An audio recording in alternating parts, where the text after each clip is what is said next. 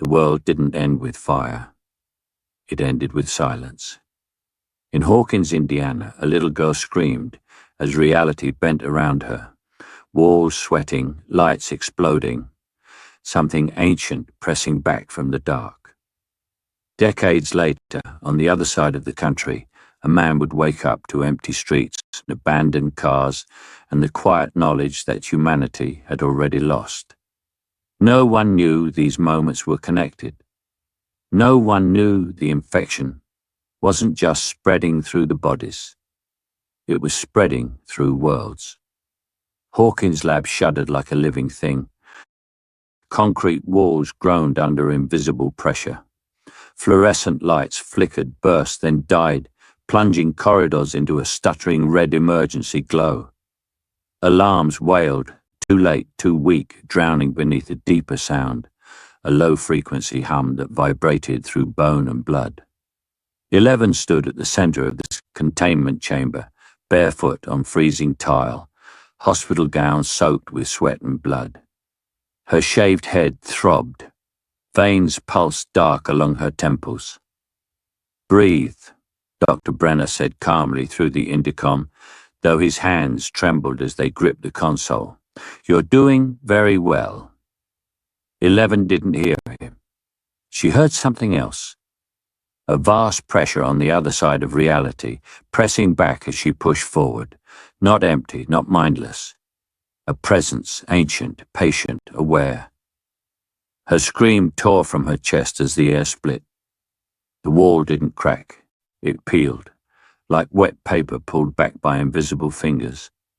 Darkness bled through, thick and oily, carrying a cold that killed the lights as it passed. Tendrils of black mist curled into the room, coiling around equipment, crawling along the floor like searching hands. Scientists ran. One slipped, screaming as frost raced up his leg, freezing him in place before shattering him into pieces that clattered across the floor. 11's eyes locked on the opening, and something looked back. Not fully, not yet.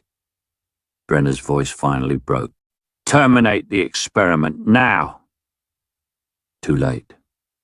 The tear widened, wider than ever before, no longer a wound, but a threshold. Somewhere deep within the dark, something shifted, like a massive organism stirring in its sleep.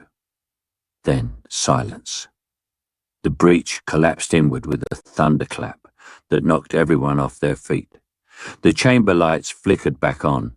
The wall sealed itself as if it had never been touched. 11 collapsed to her knees, gasping. No one in Hawkins knew it then, but the Upside Down had learned how to reach further. 20 years later, the world ended quietly. Joel Miller woke on a mattress in a darkened apartment, sunlight filtering through dust-choked windows. The city outside was still, too still. No traffic, no voices, just wind pushing debris down empty streets. He sat up slowly, every instinct screaming wrong. Outside, cars were abandoned at strange angles, doors hanging open. A bus sat jackknifed across an intersection, its windshield smeared with dried blood. Flyers fluttered from lampposts, quarantine zone, Fedler sees all. Joel stepped over a body in the stairwell. The smell hit him next, sweet, rotten, fungal. The infected were already here. But something was off.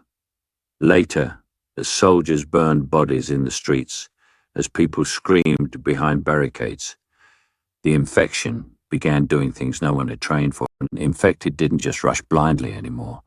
Some stood still, heads tilted, listening to something no one else could hear. Deep underground, in forgotten basements and sewer tunnels, fungal growth spread faster than expected. Veins of Cordyceps pulsing faintly, glowing almost imperceptibly in the dark. And beneath that glow, movement. A mycologist in Austin stared at a sample, writhing under her microscope. "That's not possible," she whispered. "It's reorganizing." The fungus wasn't just growing, it was adapting. Across the country, in a decaying research facility overtaken by spores, a sealed server flickered to life for the first time in decades. Corrupted files scrolled across the screen. Hawkins National Laboratory. Classified. Terminated. A technician coughing violently wiped blood from his mouth as he leaned closer. "Why is this even here?" he muttered. The walls around him were thick with fungus. Veins crept along metal and concrete alike, threading through cracks, cables, and bones. The spores trembled, reacting to something unseen. He reached out to steady himself. The fungus reacted. It recoiled, then surged towards his hand, not attacking, but connecting. The man gasped as images flooded his mind. Endless dark skies, red lightning, twisted landscapes frozen in time. A world beneath a world. He collapsed, convulsing. Other infected nearby turned their heads in unison, as if receiving a signal.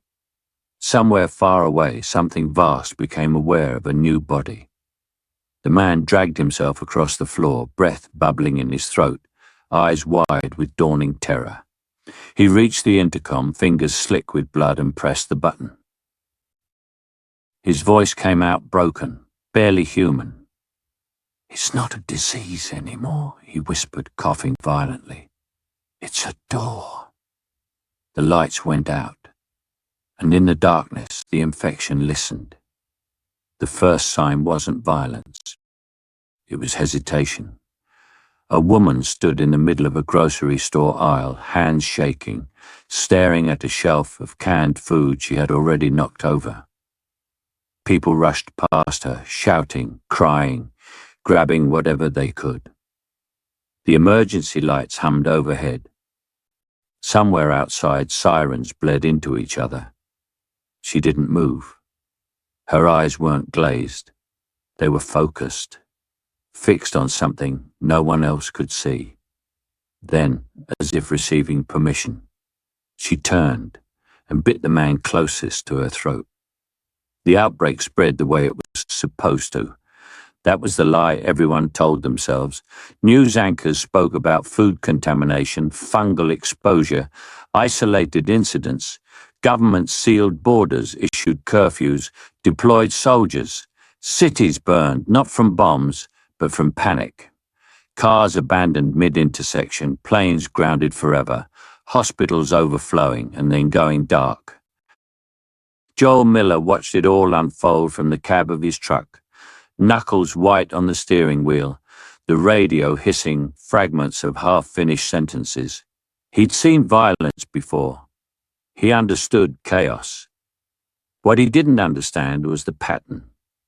In the early days, the infected ran wild, screaming, thrashing, biting anything that moved. But sometimes they didn't. Sometimes they stopped.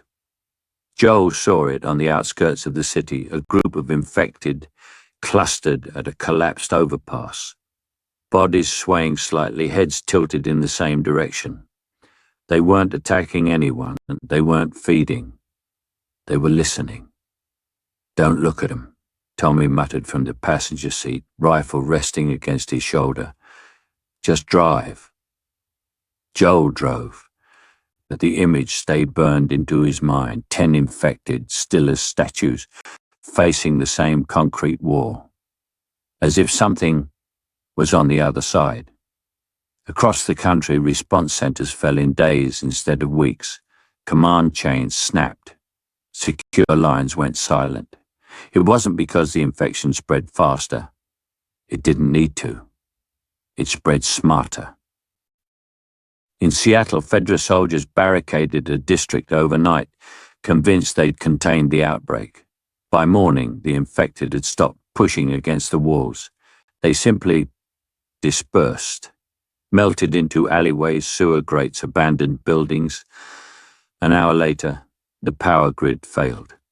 Not from sabotage, but because every maintenance tunnel beneath the city was clogged with fungal growth, veins thick as cables, pulsing faintly like something breathing. Inside a temporary command center, Major Hanrahan stared at the live feeds. "Why aren't they attacking?" she demanded. So one answered. On one screen, an infected child stood at the edge of a street, head cocked, mouth slack. On another, a dozen clickers had clustered around a subway entrance, bodies overlapping, twitching in unison. "They're coordinating," a tech whispered. "That's not... Cordyceps doesn't do that." Hanrahan leaned closer. "Then what does?" Deep underground, far from any city, fungal networks expanded into places they shouldn't have reached. Old bunkers, abandoned research facilities, forgotten basements sealed since the Cold War. Spores threaded through cracks in reality itself, brushing against something cold and vast. And something brushed back. In Austin, a survivor watched from a rooftop as infected flowed through the streets below, not in a swarm but in lanes, avoiding debris, avoiding each other, like traffic obeying rules no one had taught them. He whispered to himself, "They're thinking." In Washington, D.C., the government issued its final broadcast before vanishing entirely. The message cut mid-sentence. The seal froze on screen. Silence followed. The world didn't end that day. It hollowed out. Months later, Fedra's remaining command authorized drone surveillance over dead zones, cities written off as lost. The drones flew silently over skeletal skylines, cameras sweeping across streets choked with fungus and rust. One drone passed through a neighborhood where no movement had been reported in weeks. The camera caught an infected standing alone in the middle of an intersection. Not twitching, not roaming, waiting. Its head was turned slightly, eyes fixed on a brick wall at the edge of the street. The wall was unremarkable, graffiti peeling, bricks cracked by age. But the infected didn't blink. The drone adjusted its angle, zooming in. The creature's chest rose and fell slowly, calmly. Its fingers twitched once, then stilled. The wall shuddered. Just barely. Like heat distortion. Like reality, struggling to remember its shape. Back in the command center, the operator frowned. "Command, you seeing this?" The infected took a single step forward. Then it stopped. The drone feed glitched, static tearing across the screen before stabilizing again. For a split second, the camera picked up something behind the wall. A shadow that wasn't cast by anything, a vast shape just out of focus, pressing close. Watching. The infected tilted its head, almost reverent. The operator's voice dropped to a whisper. "It's not attacking." Behind the wall, something shifted. And for the first time since the outbreak began, it was clear. The infection wasn't just consuming the world. It was waiting for something to open. The radio crackled once, then screamed. Joyce Byers slammed her hand down on the power switch, killing the noise before it could finish whatever it was trying to say. The sound lingered anyway, echoing in her skull, the same way voices used to echo through the walls of her house decades ago. She stood still in the dim hardware store, breath shallow, fingers tight around the handle of her axe. "Not real," she muttered. "Not doing this again." Outside, the street was empty in the wrong way. Cars sat rusting where they died. Fungal growth crawled up stop signs and telephone poles, pale veins threading into every crack. The sky hung low and grey, pressing down like a lid. Joyce moved carefully, boots crunching over broken glass. She'd survived by learning when to run and when to listen. And right now, everything in her was telling her to listen. A low hum vibrated through the air. Not machinery, not wind. Something deeper, familiar. Her chest tightened. She followed the sound into the store's back room where generators and extension cords lay scattered across the floor. The hum grew stronger near the far wall, where fungus had spread in branching patterns, thin, deliberate lines, instead of the usual chaotic bloom. Joyce crouched, eyes narrowing. The patterns weren't random. They mirrored something she hadn't seen in years. Her flashlight trembled slightly as she swept the beam across the wall. The growth curved and intersected at precise angles, forming shapes that made her stomach drop. "No," she whispered. She had seen this before, not exactly like this, but close enough that the memory came roaring back. Christmas lights blinking in sequences, chalk marks scrawled in panic, a wall that had once been thinner than it should have been. The Upside Down hadn't spoken in words. It had spoken in patterns. Joyce backed away, pulse pounding. "You're gone," she said aloud, as if daring the world to contradict her. "You're done." The hum spiked. Somewhere outside, infected screamed, and then abruptly fell silent. Joyce froze. She edged toward the front window and peeked through a crack in the boarded glass. 3 infected stood in the middle of the street, bodies rigid, heads turned toward the hardware store. They weren't attacking. They weren't moving. They were waiting. Her mouth went dry. "You've got to be kidding me." She slipped out the back door and cut through an alley, heart hammering. She'd lived too long to ignore instincts like this. The infection wasn't just spreading, it was remembering. Joyce followed old roads for days, avoiding QZs, avoiding patrols, avoiding people. The closer she got to Indiana, the stronger the feeling became, like a pressure behind her eyes, like standing too close to a storm. Hawkins emerged from the fog like a ghost. The town was quieter than it should have been. Buildings sagged under layers of fungus, but not evenly. Some areas were untouched, almost preserved. Others were overgrown with aggressive precision, the growth forming lines that traced streets, power grids, old landmarks. Joyce stepped onto Main Street and felt the weight of years press down on her. "This place never lets go," she said softly. She moved through familiar ruins, the shell of the grocery store, the collapsed arcade, the burned-out library. Every step stirred memories she'd buried on purpose. She stopped short when she reached what used to be her neighborhood. Her house was still standing. The windows were dark, the walls were intact, and the front door was covered in cordyceps, but not smeared, not chaotic, arranged. Joyce approached slowly, every nerve screaming. The fungal growth spread across the door in branching lines, intersecting and looping back on themselves. She raised her flashlight, breath catching as the full shape came into view. It was a map, not a world map, a town map. Hawkins. The streets were traced in pale fungal veins, landmarks were marked with thicker growth. Hawkins' lab, the school, the old buyer's house, Starcourt Mall. Her knees went weak. "Oh my God," she breathed. She reached out, fingers hovering just above the wall.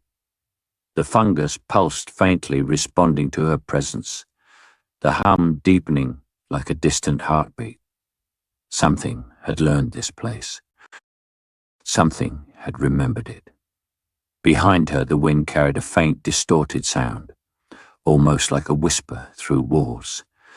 Joyce pulled her hand back, terror and fury twisting together in her chest. "Not my town," she said, voice shaking but firm. "You don't get to come back here." The hum surged, vibrating through the street, through the bones of the buildings, through Joyce herself. And for the first time since the world fell apart, she understood the truth with terrifying clarity. The past wasn't buried. It was awake. The gunshot echoed once, then stopped too abruptly.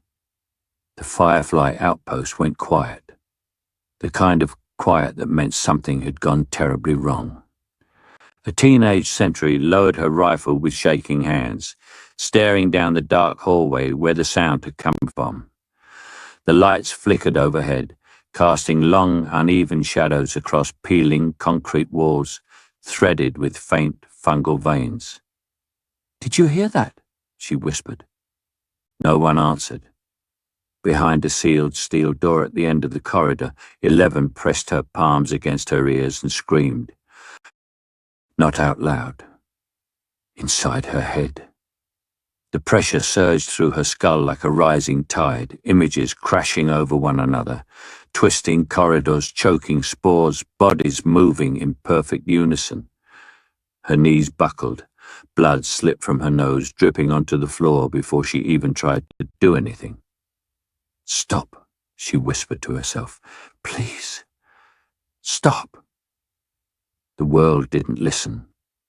The door rattled violently as something slammed into it from the outside. The metal bowed inward, screws popping loose one by one. The resistance cell that had sworn to protect her was already gone, dead or running. It didn't matter. They'd underestimated what followed her. They always did. 11 forced herself upright, back pressed to the wall, chest heaving. Her reflection stared back at her from a cracked mirror, older now, eyes harder. Fear carved into her expression in ways childhood had never prepared her for. She raised her hand. Nothing happened. Her breath hitched. Panic flared. No. She tried again. The familiar burn behind her eyes sparked and fizzled out like a dying match. The pressure didn't obey her anymore. It surged, lashing outward in uneven waves. The hallway lights exploded. Glass rained down as the door tore free from its hinges, slamming into the far wall. An infected staggered through the smoke. Then another. Their movements were wrong, not frantic, not hungry. Purposeful. 11 stumbled backward as they froze in place, heads tilting, in perfect synchronization. Their mouths hung open, spores drifting out like breath in winter. They weren't looking at her. They were listening through her. "No," she said, shaking her head. "Get out." The pressure spiked. The infected collapsed simultaneously, skulls cracking against concrete as an invisible force crushed them inward. 11 screamed, clutching her head as pain ripped through her temples. Blood streamed freely now, but she hadn't chosen to do anything. That terrified her more than the infected ever could. She fled into the tunnels beneath the outpost, boots splashing through shallow water and fungal slime. Every step sent tremors through the network beneath her feet. She could feel it now, not as a vision, but as a presence. A vast awareness beneath the earth. And it knew her. She pressed herself against the tunnel wall, gasping. Her hand brushed the fungus, and the world opened. Not the upside down, something adjacent, something layered. She saw cities without people, streets veined with glowing growth. She felt millions of infected minds overlapping, feeding sensations into a single current. And threaded through it all was something else, cold, vast, deliberate. A shadow stretching across the network, like a hand learning its new body. "You!" A voice pressed into her thoughts, not words, recognition. 11 screamed and tore her hand away, collapsing to her knees. "I'm not yours," she said, a loud voice breaking. Above ground, infected across miles of territory, froze in place. Some turned their heads skyward, others dropped to their knees, twitching violently. The network pulsed. For the first time since the world collapsed, the infection wasn't just spreading. It was focusing. 11 staggered out into daylight hours later, emerging into the ruins of a small town swallowed by fungus. Smoke curled from distant fires. The air felt thick, heavy, like standing too close to a storm. She tried to steady her breathing and tried to calm the noise. It didn't go away. Her powers were still there, but they were warped now, unstable, reacting to the fungal web like exposed wires touching water. Every infected zone made the pressure worse, made the voice clearer. She wiped her nose again, staring at the blood on her fingers. "I didn't even do anything," she whispered. Behind her, the ground trembled faintly, like a distant heartbeat. Far away, something vast adjusted its attention. 11 straightened slowly, fear giving way to something harder. Resolve forged from years of being hunted, used, and underestimated. Whatever this was, it wasn't finished with her. And as she took her first step forward, blood still dripping from her nose, the truth settled in with chilling certainty. The infection recognized her. And it was learning how to reach back. The shot rang out clean and sharp. Joel didn't wait to see if it worked. He grabbed Ellie by the shoulder and pulled her behind the overturned kiosk as glass exploded where her head had been a second earlier.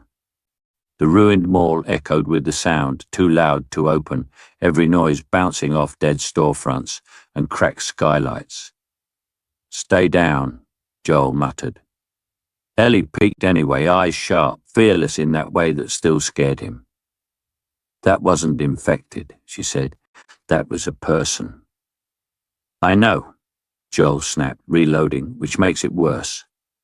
Footsteps scraped against tile, voices strained, exhausted, human. "Don't shoot," a woman yelled. "We're not infected." Joel leaned out just enough to see them. 3 adults, weapons raised but wavering. One of them, an older woman with wild, familiar eyes, stared straight at him like she'd seen him before, like she already knew how this ended. Joyce Byers lowered her axe first.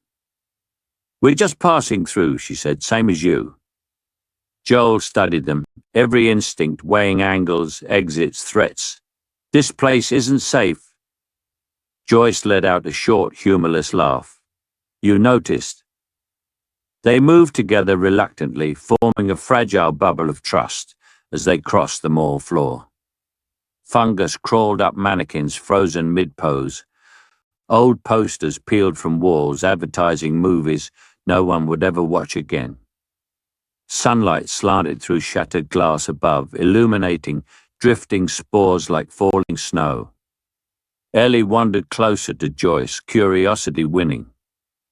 "You from around here?" Joyce hesitated. "Not originally, but this place..." Her gaze swept the mall, her jaw tightening. "It's wrong." Joel snorted. "It's a mall. They're all wrong." "No," Joyce said quietly. "I mean wronger." They reached the center atrium and the air changed. Joel felt it first, a pressure shift, like stepping into high altitude too fast. His ears rang, the hair on his arms stood up. Ellie stopped cold. "Do you feel that?" The lights flickered, not failing, reacting. A low hum rolled through the space, vibrating through the floor, through Joel's boot, straight into his chest. The fungus along the walls pulsed faintly, veins glowing dim blue instead of sickly white. Joyce's breath caught. "Oh God," she whispered. "Not again." "Again." Joel turned toward her. "What the hell does that mean?" Before she could answer, the floor cracked. Not shattered, split. The air above the fracture warped like heat over asphalt, colors bent inward, folding wrong. The mall ceiling seemed to stretch upward, shadows deepening into something bottomless. Ellie's eyes went wide. "Joel!" "This isn't infected," Joel said, backing up, rifle raised. This is... The word wouldn't come. The tear widened with a sound like wet fabric ripping. Cold poured out, sharp and biting, frosting the tile in spreading veins. On the other side wasn't darkness. It was a place. A sky with no sun. twisted shapes where buildings should be, something vast moving far away, slow and deliberate. Joel fired. The bullet vanished mid-air, swallowed by the tear without a sound. "Okay," he breathed. "That's new." An infected staggered out from behind a collapsed food court counter, drawn by the noise. Its clicker plates clicked softly as it approached the fracture. It stopped. Joel frowned. Why did it stop? The infected tilted its head, then stepped forward and disappeared. Gone. No scream, no impact. Just empty air where it had been. Silence stretched. Ellie swallowed. "Joel!" Then the scream came back. Not from the mall. From everywhere. The sound echoed from the walls, from the ceiling, from inside Joel's skull. The infected scream twisted, distorted, layered over itself as if coming from 1,000 throats at once. Joyce clutched her head, dropping to her knees. "It's not killing them," she gasped. "It's taking them." The tear pulsed, once, twice, then snapped shut, with a concussive wave that threw everyone to the floor. Lights burst overhead. The hum vanished. The mall was just a mall again. Joel lay there, breathing hard, staring at the cracked ceiling. His hands shook, not from fear of death, but from something worse. Not understanding. Ellie pushed herself up slowly. "You saw it," she said. "You can't tell me. You didn't see it." Joel met her eyes. He'd survived 20 years by believing in rules, infection spreads, people lie. Monsters were just people who lost. This broke all of it. Joyce stood, face pale but set with grim certainty. "That wasn't the infection," she said. "It was something underneath it." Joel picked up his rifle, knuckles white. "Then we're in deeper trouble than I thought." Behind them, deep beneath the mall floor, the fungal network pulsed, adjusting. Somewhere else, something screamed in a place that was not this world. And it screamed back. The first seizure hit Ellie without warning. She was mid-sentence, arguing with Joel about whether the collapsed freeway was safer than the street below, when her knees buckled and she slammed into the concrete. Joel barely caught her before her head hit the ground. "Ellie!" He dropped to his knees, hands gripping her shoulders. Hey, look at me." Her eyes were open, unfocused, not panicked. Listening? The fungus along the cracked asphalt around them reacted instantly. Pale veins recoiled, pulling back as if burned. Spores shriveled mid-air, falling lifelessly to the ground. Joyce stared. "That's not normal." "No kidding," Joel snapped, pressing his forehead to Ellie's. "Kid, breathe, just breathe." Ellie sucked in a sharp breath and the pressure vanished. She blinked hard, awareness snapping back. "I'm fine," she said automatically. Then quieter, confused. It didn't hurt." Joel helped her sit up, eyes scanning the street, every muscle tense. "You just dropped like a sack of bricks." Ellie looked at her hands. "I felt it again, that buzzing, like before." She glanced at Joyce. "Like the mall." Joyce's face had gone pale. "No," she said slowly. "Not like the mall." She crouched near the dead fungus, studying it with something between fear and recognition. "This reacted to you. Not to noise, not to movement, to you." They didn't notice the fireflies until it was too late. Red laser dots bloomed across the pavement. A voice called out from behind an overturned truck. "Don't move. Hands where we can see them." Joel swore under his breath, but complied, lifting his rifle away from Ellie. "We're just passing through." "So were we," the Firefly medic said as she approached, eyes fixed on Ellie, until she collapsed and the infection backed off. They were rushed into a makeshift lab carved out of an old university science building. Generators hummed unevenly, lamps flickered, equipment scavenged from hospitals and research centers lined the walls, held together by tape and desperation. Ellie sat on a metal chair, wires pressed to her scalp, fingers twitching nervously. "I don't like this," she muttered. "I know," Joel said, standing too close, daring anyone to say something stupid. The Firefly doctor studied the readouts, brow furrowing deeper by the second. "Her immunity isn't passive," he said finally. "It's active." "What does that mean?" Joyce asked. "It means her brain isn't just blocking cordyceps," he said. "It's disrupting it, like static on a radio signal." Ellie frowned. "Radio signal?" The doctor hesitated. "There's a pattern in the fungal network, a coordination layer. We thought it was chemical, it's not." Joel felt the room tilt slightly. "You're saying the mushrooms are talking to each other?" "I'm saying they're listening," the doctor replied. "And when she's near, the signal breaks." Ellie swallowed. "That's why they don't attack me." "Yes," the doctor said, "and why they react when you're distressed." As if summoned by the words, Ellie's head throbbed. Not pain, pressure. Images flickered behind her eyes, dark skies, endless roots, something vast shifting far below. She grabbed the edge of the chair. "Joel, it's louder." The lights flickered violently, equipment sparked.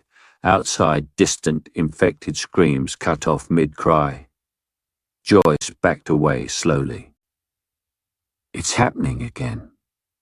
"No," the doctor said, staring at the monitors. "This is different. The signal isn't just disrupted. It's being noticed." Ellie gasped, a thin line of blood appearing beneath her nose. Joel saw red. "Get her out of the chair, now." Too late. The pressure slammed into Ellie like a wave, and she screamed, not in pain but in shock, as something pushed back for the first time. Not the infection. Something behind it. The fungal veins outside the building lit up, glowing deep blue, across miles of ruined streets, infected froze in place, heads snapping toward the university in perfect unison. Ellie's eyes went wide. "It sees me!" Joel grabbed her face. "Who does?"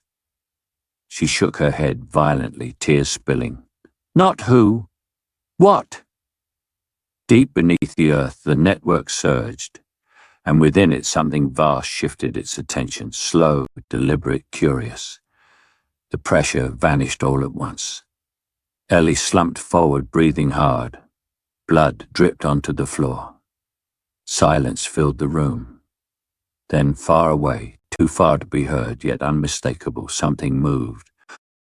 Not toward Ellie. Around her. The doctor whispered, voice trembling. "We just rang a bell." Joyce stared at Ellie with dawning horror. And something answered. Ellie wiped her nose, staring at the blood on her fingers. For the first time since she'd been bitten, she wasn't just immune. She was seen. And somewhere in the dark between worlds, the Mind Flayer became aware that a signal existed it could not control. The first city fell without a sound. No sirens, no gunshots, no final broadcasts. Just quiet. Joel noticed it at dawn, standing on a freeway overpass with binoculars trained on the skyline miles ahead. Smoke still rose from distant fires, but the streets below were empty, too empty. No infected wandering, no Fedra patrols, no desperate survivors waving from rooftops. Ellie stood beside him, arms wrapped tight around herself. "This is wrong," she said. "They're always out there." Joyce didn't answer. She was staring at the ground, at the fungus threading through the concrete like veins beneath skin. It pulsed slowly, rhythmically, as if breathing. "Something changed," she said. Last night. They felt it before they saw it. A pressure, subtle at first, rolled through the air like a storm forming underground. Ellie flinched, fingers digging into her jacket as her breath caught. "It's not loud anymore," she whispered. "It's, focused." Miles beneath their feet, the cordyceps network surged. Spores thickened, knitting into denser structures. Tendrils fused, reinforcing one another, building something stronger than instinct. Signals that once scattered now aligned, snapping into a unified current.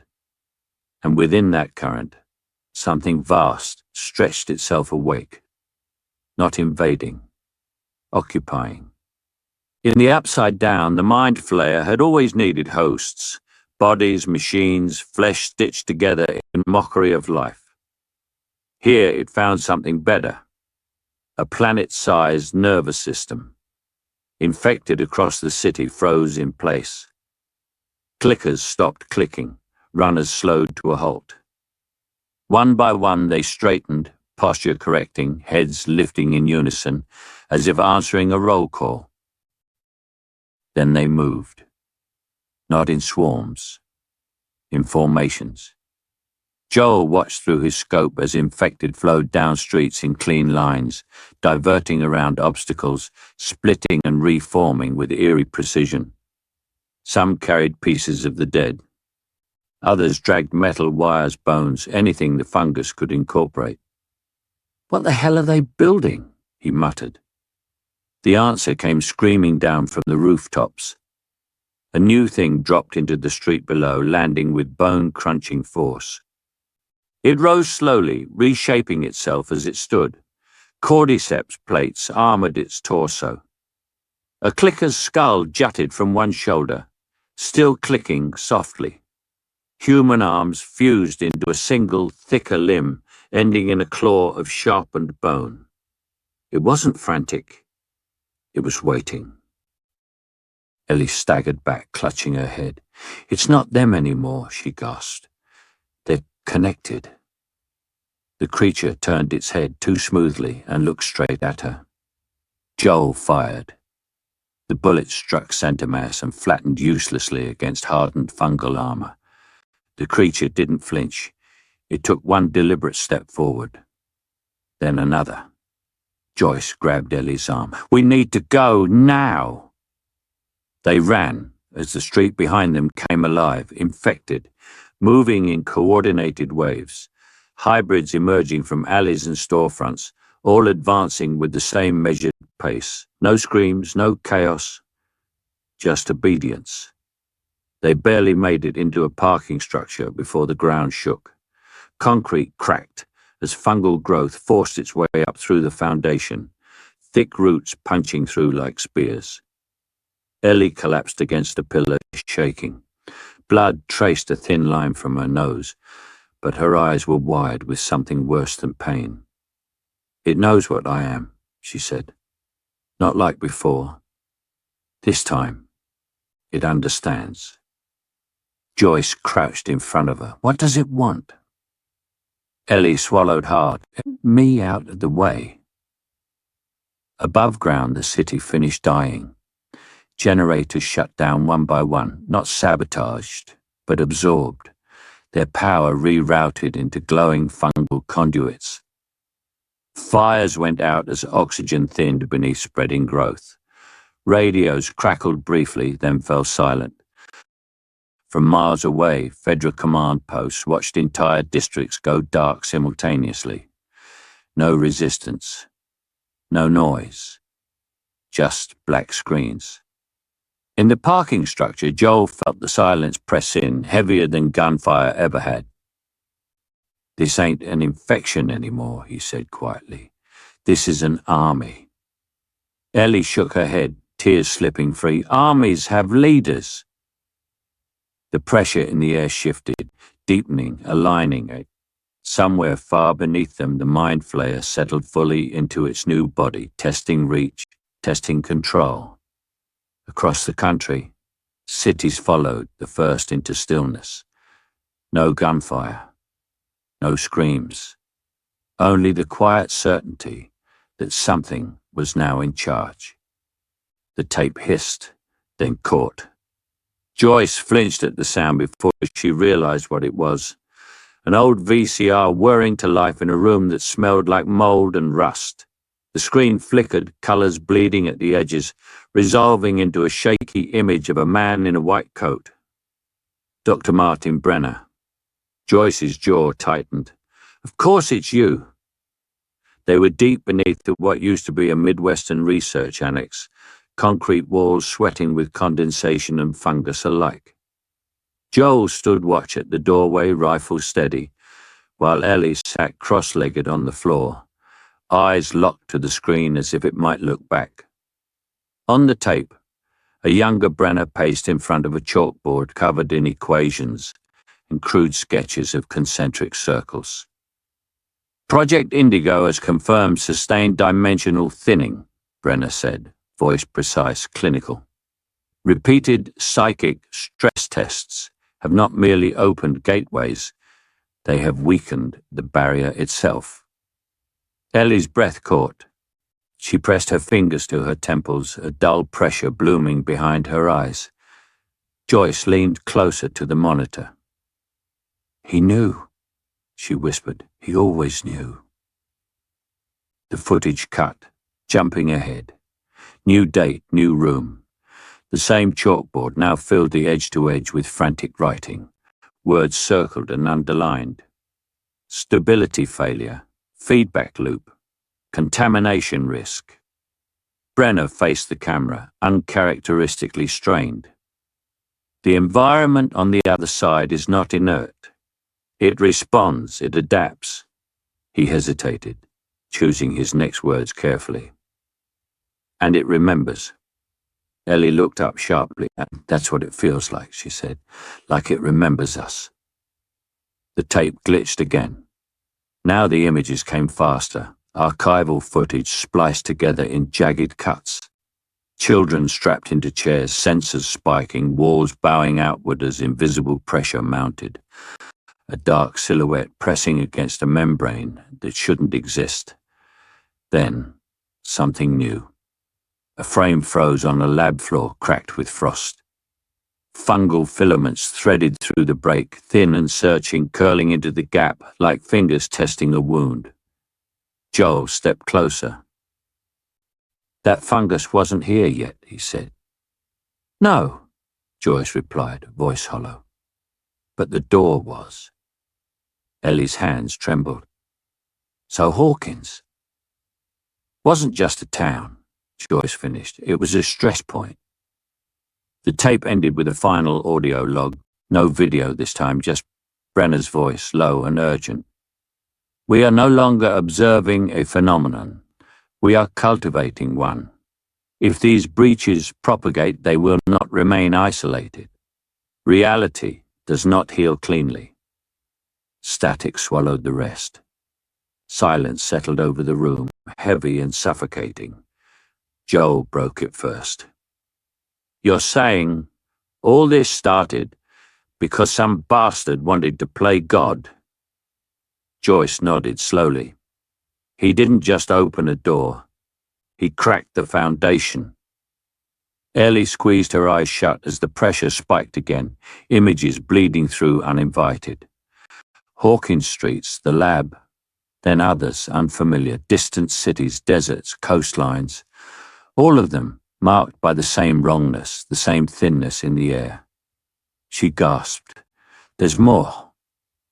They followed her through the facility, deeper into a room powered by a lone generator, coughing out its last breaths. On the far wall, a massive map had been pinned and repinned so many times the surface was torn to shreds. Red circles marked locations across the globe. Small towns, military sites, research hubs. Hawkins was just the first. Joyce felt her knees weaken. He mapped them. Not just him, Joel said, eyes narrowing. Others came after, tried to replicate it. Ellie stepped closer, drawn despite herself. The map seemed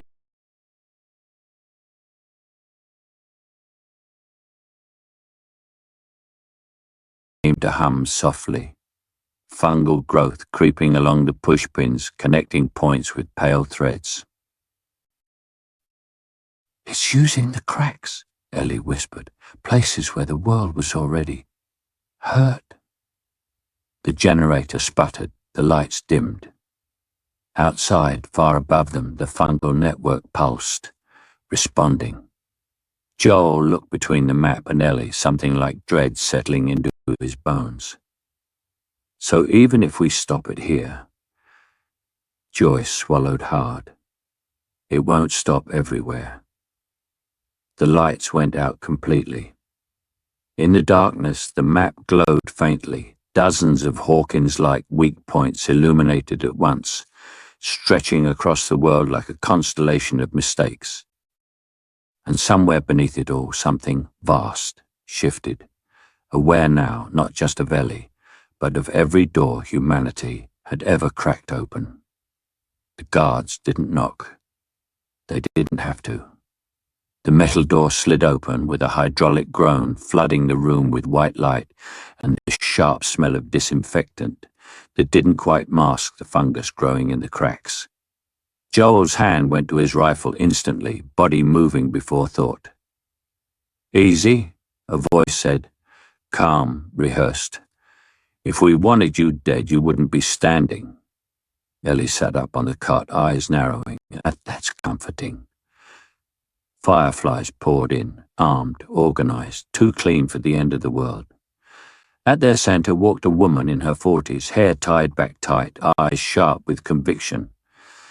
"Name's Kendra," she said. "We've been looking for you, both of you."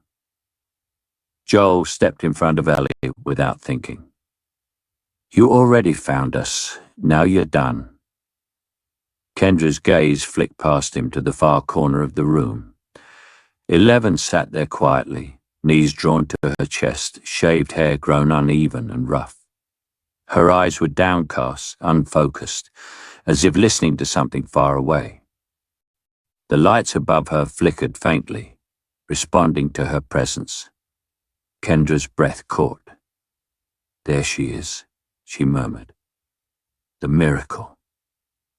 11 looked up slowly. The pressure in the room spiked just enough for Joel to feel it in his teeth. "I'm not a thing," 11 said flatly. Kendra smiled like she'd expected that. "Neither is a bomb. Doesn't mean it can't end a war." Joyce stiffened. "You said you wanted to help." "We do," Kendra replied. "Help everyone." She gestured, and a pair of fireflies rolled in a cart stacked with equipment. EEG rigs, IV lines, old Hawkins-era schematics scavenged and reassembled. Joel's stomach dropped when he saw Brenner's handwriting in the margins. Ellie noticed it too. Her fingers curled into the blanket. "You've studied her," Joyce said. "You knew about Hawkins." "We know about breaches," Kendra corrected, "about psychic resonance, about how the fungal hive responds to interference." She turned to 11. "And how it reacts to you." 11's jaw tightened. "It reacts because it hurts." Kendra nodded. "Exactly. You disrupt the signal, you cause feedback, pain." Joel shook his head slowly. "You're talking like that's a good thing." "It is," Kendra said, "if we push hard enough." She stepped closer, voice lowering. "The hive mind isn't infinite, it's centralized now. Focused. If we amplify her connection, force a sustained psychic burn, we could overload it. Collapse the network from the inside." Silence swallowed the room. 11's breathing quickened. Images flickered at the edge of her vision, cities going dark, infected screaming in unison, that vast shadow recoiling. Ellie swallowed. "You mean kill it?" Kendra didn't hesitate. "Yes." "And her?" Joel asked. Kendra met his stare. "We don't know." That was enough. Joel raised his rifle an inch, not threatening, decisive. "Then you're not doing it." Fireflies tensed instantly, weapons rising. Joyce stepped between them, hands up, heart hammering. "This isn't your call." Kendra's expression hardened. "It is if she's the only thing standing between humanity and extinction." 11 stood. The lights surged, glass trembling in its frames. Several fireflies staggered as pressure slammed through the room. Not an attack, just her standing her ground. "I won't be used," 11 said. Her voice shook, but she didn't back down. "Not again." Kendra's eyes flicked to the instrument, spiking wildly. Awe crept into her tone. "You feel that? You're already stronger than you think." Joel moved fully in front of 11 now. "I've heard this speech before." Ellie looked up at him sharply. Joel didn't look away from Kendra. "People like you always say it's the only way, always say the cost is worth it." Kendra studied him. "And people like you always choose one life over millions." Joel's jaw clenched. From the hallway outside, Ellie stood frozen, unnoticed in the shadows. She'd followed the voices, heard every word. Weapon. Burn it out. Don't know if she survives. Her chest tightened, not with fear, or with understanding. Inside, the argument raged on, threats, promises, lines being drawn. Ellie quietly stepped back, heart pounding, mind racing.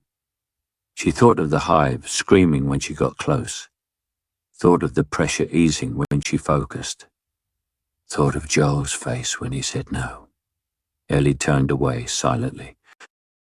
She didn't tell Joel what she'd heard.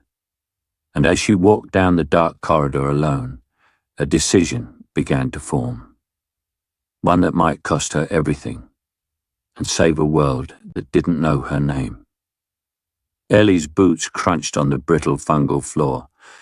Every step echoed through the cavernous nexus beneath the ruined city, a hollow rhythm that seemed to mock the weight of the world pressing down on her. The walls pulsed with a sickly glow, veins of light twisting through the fungal lattice like living circuitry, whispering with the collective hum of a million minds. She stopped, breathing hard, fingers grazing the nearest filament. It recoiled ever so slightly, as if sensing her. Joel's voice broke through the heavy air. "Ellie, don't do this. We've gotten this far together." She didn't look at him. Her eyes were fixed on the nexus ahead where the fungal threads converged into a glowing heart, throbbing with a rhythm that felt alive. "I have to," she said. Her voice trembled, not from fear, but from certainty. "It's the only way to stop it." Joyce reached out, placing a hand on her shoulder. "You don't know what will happen down there. It's not just the infection. It's it." Ellie swallowed. Memories flashed behind her eyes. Broken towns, people screaming, the endless reach of the hive-mind she'd felt in Hawkins, in the malls in every city they'd passed through. She knew what it was capable of now more than anyone else. "I do," she whispered, "and I can handle it." 11 stepped forward, every ounce of her presence radiating tension and warning. Her voice cut through the nexus's hum, sharp and urgent. "Ellie, listen to me. Once it sees you, it won't let go. You cannot fight it like this. You'll become part of it." Her hands shook, a rare vulnerability breaking through her usual stoicism. "I've felt what it does. I've survived it once. Don't make the same mistake." Ellie's eyes softened briefly at 11's words, but then steel returned. "I've survived worse," she said, "and I won't run anymore." Her fingers clenched into fists. "If I don't go, millions die if I do. Maybe I can finally end this." Joel stepped closer, tone low, gritted with desperation. "There's gotta be another way. You're not alone in this. We can—" "No," Ellie cut him off, voice steady. You don't understand. You can't stop this from outside. I have to go in. I'm the only one who can. Joyce's eyes glistened. God help us all, she muttered, voice breaking. The nexus pulsed stronger as if it understood the choice being made. Threads of light stretched toward Ellie, not aggressively but curiously, like a predator smelling fresh blood, or a parent recognizing a child. Joel's hands hovered over her shoulders for a heartbeat. Then he stepped back, knowing words would no longer help. Ellie gave a small nod, the first crack of resolve forming across her tense features. 11 reached out, hand brushing Ellie's arm. Her expression softened, almost pleading. I can help guide you, but once you're in, it won't just see you, it will know you. Every thought, every fear, every memory. Are you ready for that? Ellie's jaw tightened. I have to be. For a long moment, silence fell in the vast chamber, broken only by the slow pulse of the nexus and the distant, wet slurping of fungal growth, adjusting itself to her presence. Joel's eyes scanned the threads, instinct screaming at him that this was beyond anything he'd faced in decades of surviving the infected. Yet he remained frozen, powerless against the weight of her decision. Ellie stepped forward, each motion deliberate. The threads recoiled slightly, then arced toward her in elegant patterns, weaving around her arms and legs without touching, recognizing the immunity that radiated from her very cells. Her nose bled faintly, a warning signal, a precursor to what was to come. Her chest heaved as the pressure of the nexus pressed against her mind, not violently, but intimately, like a tide pulling her consciousness outward, testing the limits of her resolve. Joel's voice cracked. Ellie, come back. Whatever happens, come back. She didn't answer. She didn't need to. The hum of the hive was now a roar in her head, tendrils brushing at the edges of her mind, probing, measuring, calculating. She could sense the countless infected, the monstrous hybrids, the unnatural intelligence consolidating into one terrifyingly conscious entity. And she could feel the ripple of her own power pushing back. Ellie inhaled deeply. The nexus drew closer, threads spiraling around her like the arms of some colossal, unseen creature, inviting and threatening. Her vision blurred slightly as she reached for the heart of the network, the very core where the fungal web pulsed brightest, and the world around her seemed to tilt. Joel, Joyce, and 11 fell back instinctively, eyes wide, hearts hammering in the sudden quiet after the nexus's roar. The decision had been made. Ellie's silhouette merged with the glowing web, faint light outlining her as she stepped forward, fully committed. The nexus pulsed once, twice, and then wrapped around her like a living cocoon. She didn't flinch, didn't hesitate. The weight of every choice, every loss, every hope carried her forward. Ellie Miller was gone, at least for now. And deep beneath the earth, threads of the hive tightened, sensing, calculating, reacting to the presence of the one human who might finally bring it down. Ellie's vision erupted in fractals of green and black. The fungal nexus had consumed her senses entirely. The pulsing threads wrapped around her consciousness, coiling into her mind with a precision that was both intimate and terrifying. She was everywhere and nowhere at once. The cracked streets above, the collapsed buildings, the forest swallowed by decay, and the dark corridors of Hawkins' lab, stitched into one endless panorama. The first sensation was hunger, not her own, not human, but the gnawing, endless appetite of the hive itself. She felt it, in every filament pressed against her skin, in every vein of fungal light pulsing like a heartbeat across the network. It wasn't mindless, it was patient, calculating, deliberate. Each spore she passed carried a memory, a fragment of a life consumed, a scream echoing into eternity. She recoiled, but the nexus held her, forcing her to witness what it had devoured. Images of Hawkins, children screaming, the experiments, the walls of the Upside Down pressing in like water through a broken dam. Then cities she'd never seen, streets filled with people running, only to vanish into the dark threads. And above it all, a consciousness older than any human thought, stretching like a vast shadow across the globe. Ellie's stomach churned. It's not evil, she thought, voice faint even in her own head. It doesn't think like that. It wants to survive, to colonize, to grow.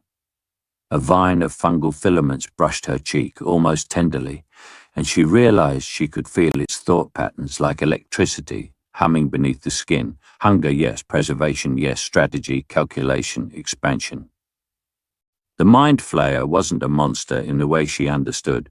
It was a force of nature, ancient and utterly alien, a colonizer weaving a world into its own network.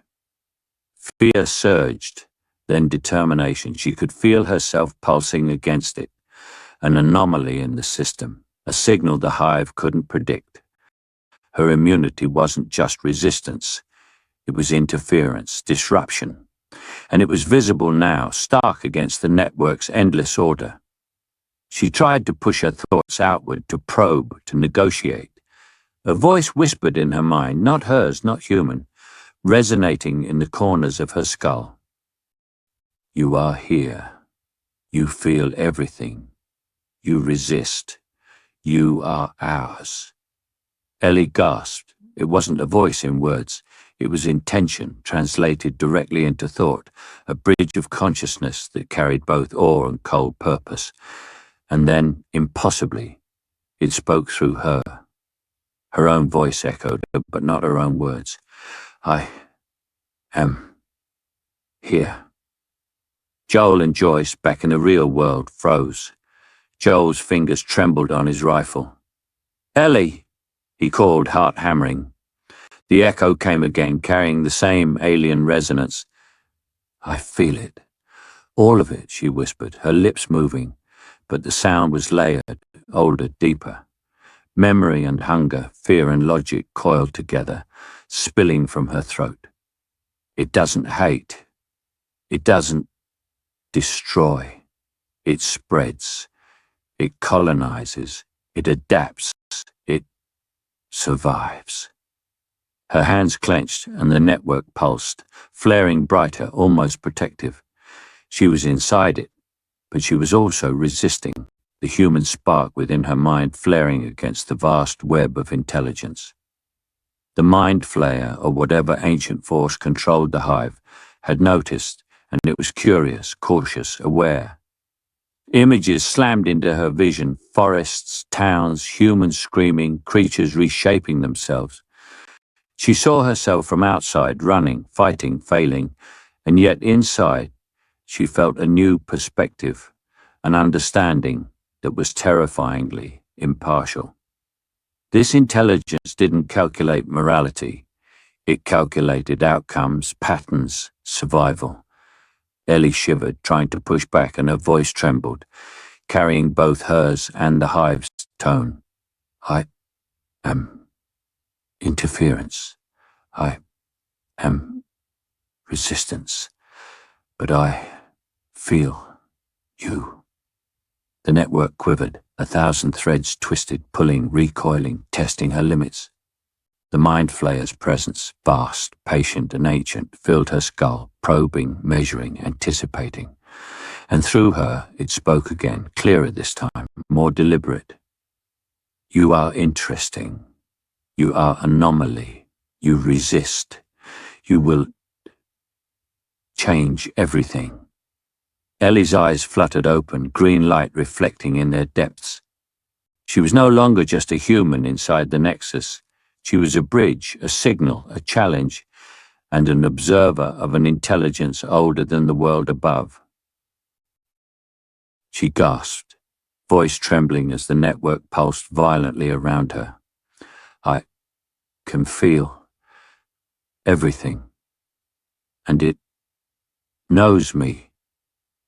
And in that instant, the Mind Flayer's consciousness became alive inside her voice, an ancient, unknowable awareness that would not be silenced. Ellie's mind shook with the weight of what she understood. This enemy could not be reasoned with. It could not be bargained with. It would never relent. And yet, for the first time, she could see a way to fight. The alarms had barely started to wail when Joel smashed through the reinforced steel doors of the Firefly facility. His boots rang against concrete floors slick with condensation and fungal residue. Every shadow seemed to twist, stretched unnaturally by the dim emergency lights and the faint glow of spores crawling along the walls. He didn't pause, not for a second, not for the warnings echoing in his head. Ellie, 11. He had to reach them before it was too late. "Joel!" a Firefly shouted, stepping into the hallway with a rifle raised. But Joel didn't slow. The man barreled past, knocking the soldier sideways, sending him crashing into a wall. The gun discharged, echoing through the corridor, but the sound was swallowed almost immediately by the growing hum in the air, a vibration that felt alive, crawling under his skin. Up ahead, the central chamber loomed. It was massive, cathedral-like, the floor a lattice of living fungal filaments glowing green, pulsing in rhythm with something unseen. In the center, Ellie stood, her head bowed, trembling, surrounded by spiraling threads. 11 hovered nearby, hands raised, eyes fixed on the same core that pulsed with terrible intelligence. Joel skidded to a stop, heart hammering. "Ellie!" he shouted. Her eyes snapped open. Relief and fear collided there, but before she could respond, the Nexus reacted. The glowing threads erupted upward, slamming against the walls, exploding outward like a living storm. Joel barely leapt to the side as fungal shards exploded around him, embedding in the concrete with wet cracks. The hive's psychic backlash hit them, waves of thought, fear, and rage that weren't human, not entirely. It surged through Joel's mind like electricity, visions of carnage flashing across the continent, cities burning, infected moving in impossible formations, civilians screaming in streets that twisted into impossible angles. "Joel, no!" 11 screamed, but Joel didn't hesitate. He charged forward, ignoring the pain gnawing at his skull. Each step sent a ripple through the Nexus, and the room trembled in response. Spore filaments writhed and lashed out at him, but he pushed through, grabbing Ellie's arm. She shivered violently, eyes wide with both terror and determination. "You're not staying here," Joel said, gritting his teeth. "Not again. I won't let it happen." 11 stepped forward, but Joel's glare stopped her. He didn't need her protection, he needed action. "Get back, don't—" He didn't finish. The Nexus reacted. A tendril shot upwards, striking the chamber ceiling, sending a shockwave that threw Joel and Ellie to the floor. The walls groaned, as if the building itself were alive, bending, stretching. Time felt wrong, slowed, then sped up, every heartbeat, a thunderclap in his ears. Ellie's nose bled. Her hands glowed faintly as she tried to push against the hive from within. 11 strained, concentrating, sweat streaking her face. Joel crawled to them, grasping Ellie's shoulder. "We're getting out. Now." But the hive wasn't finished. It lashed. Threads shot toward Joel, wrapping around his legs, yanking him backward. He struggled, biting down on his fear and pain. Above them, the Nexus pulsed violently, colors bleeding together, greens, blacks, and sickly yellows, like a living kaleidoscope of chaos. Joel's voice rose, fierce and raw. "Ellie, use it! Now!" She gritted her teeth, closing her eyes, feeling every pulse of the hive. The moment she did, the room convulsed violently. Fungal threads ripped through the floor, ceiling and walls, fracturing concrete and sending shards spinning through the air. 11's scream joined hers, blending with Joel's roar. For a moment it felt like the world itself was splitting in two. Outside, the tremors began to propagate. Windows shattered in distant cities. Electrical grids faltered, bridges bent and cracked. Across the continent, reality itself seemed to warp. Streets twisting, buildings collapsing, the sky flickering unnaturally between day and night. The psychic backlash wasn't contained. It was reshaping the very fabric of the world, connecting every weak point the Fireflies, Hawkins, and the Nexus had created. Joel grabbed Ellie, dragging her through the chaos. Her hands burned faintly as the Nexus's threads tried to pull her back, but Joel held fast.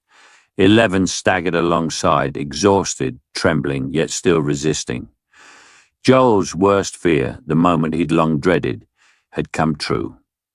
Their fight to save the girls had triggered something uncontrollable, something that spread beyond their reach.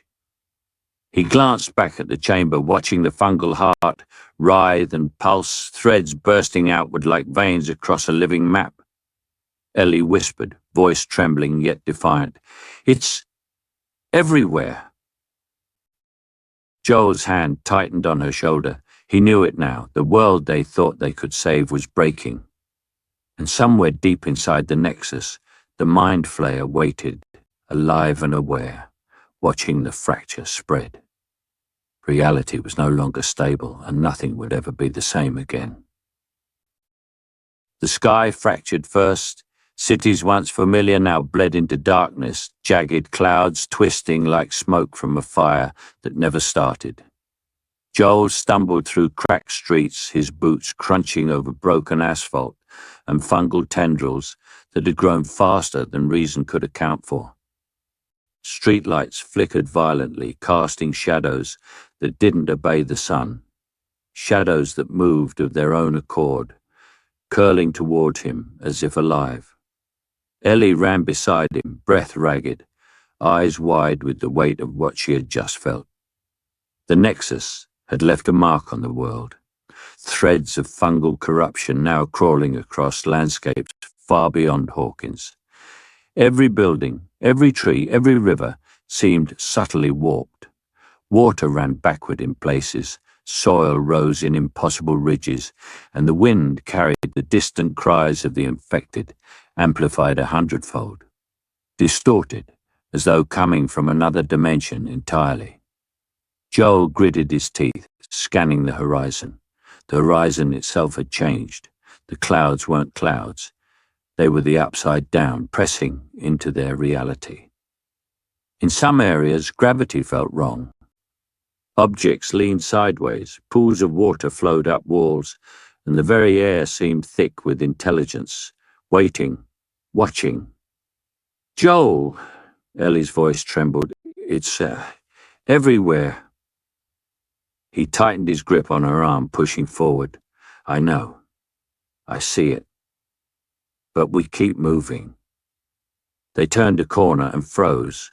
A park that had once been safe and open now lay inverted, trees upside down, roots clawing the sky like skeletal fingers. Fungal storms swirled overhead, black spores spinning violently in the wind. From the shadows, twisted figures emerged, half infected, half creature. Grotesque mutations crawling like predators adapted to this new world. They didn't just hunt. They coordinated, moving as one, almost telepathically, eyes reflecting the sickly green light above. 11 appeared ahead of them, walking slowly.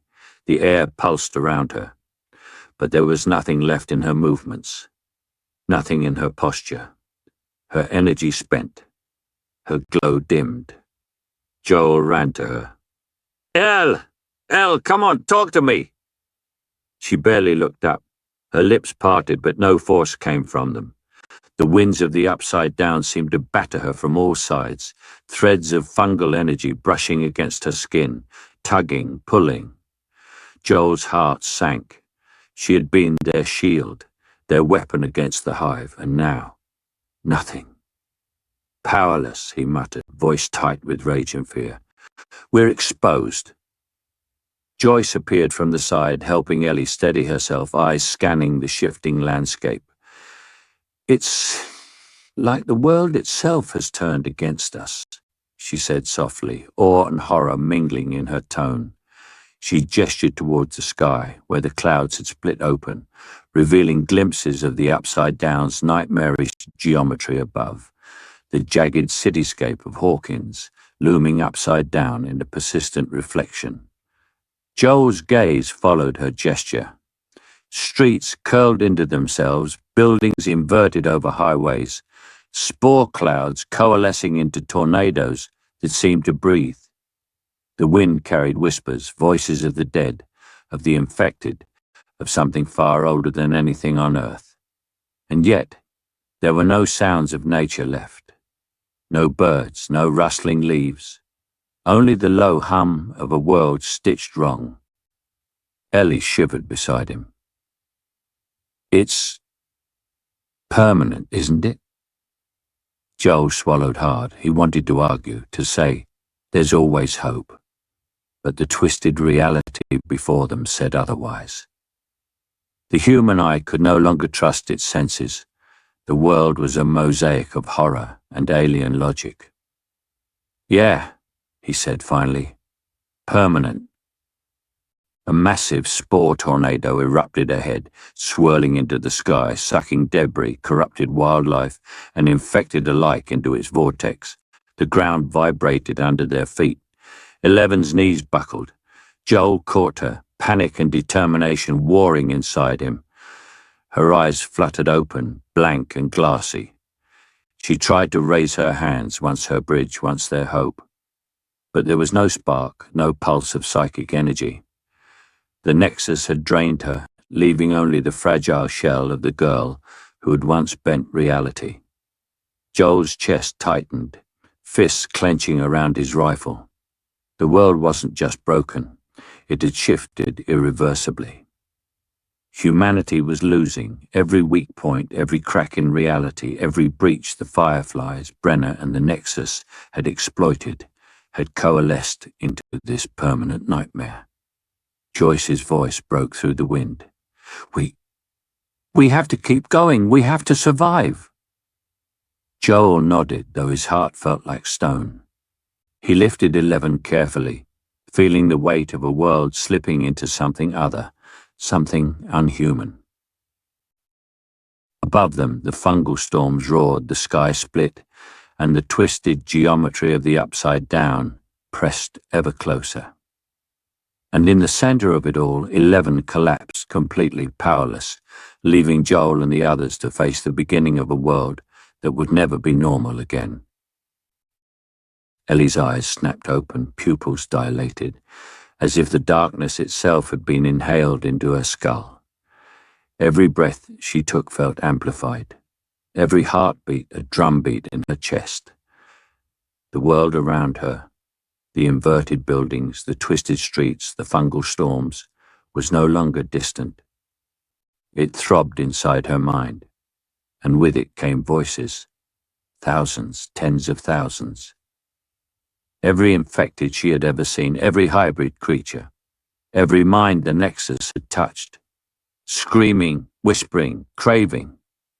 She staggered, clutching her head, nails digging into her temples as the cacophony of thoughts poured into her. Joel and Joyce scrambled toward her, but even their shouts were drowned beneath the psychic roar. "Ellie, talk to me!" Joel shouted, but she couldn't hear him, not really. The voices of the hive surged over her, each filament in the world pulsating with intelligence, and somehow it was hers now too. She fell to her knees, gasping. The city around them warped further, buildings folding sideways, streets rising into impossible angles, debris twisting, as though reality itself were alive and responding to the hive. Ellie's hands shook violently, fingertips brushing the air, and every movement caused the filaments around her to writhe, as if she were commanding them. or perhaps absorbing their will. I can feel them all, she whispered, voice raw, trembling. Every mind, every scream, every hunger. Her gaze flicked to Joel. I'm connected. Joel's eyes widened, horror washing over his face. Ellie, I'm not just immune anymore, she interrupted, cutting him off, eyes darting wildly. I'm part of it, but I'm still me somehow. Joyce crouched beside her, hands hovering over Ellie's shoulders, unsure whether to hold her or shield herself from the invisible storm of consciousness pressing outward. Ellie, honey, can you control it? She shook her head violently, strands of hair whipping across her face. No, I don't know. It's everywhere. I can hear them, feel them. Their fear, their anger, their need. Her voice cracked, almost breaking under the weight of the psychic deluge. I can't turn it off.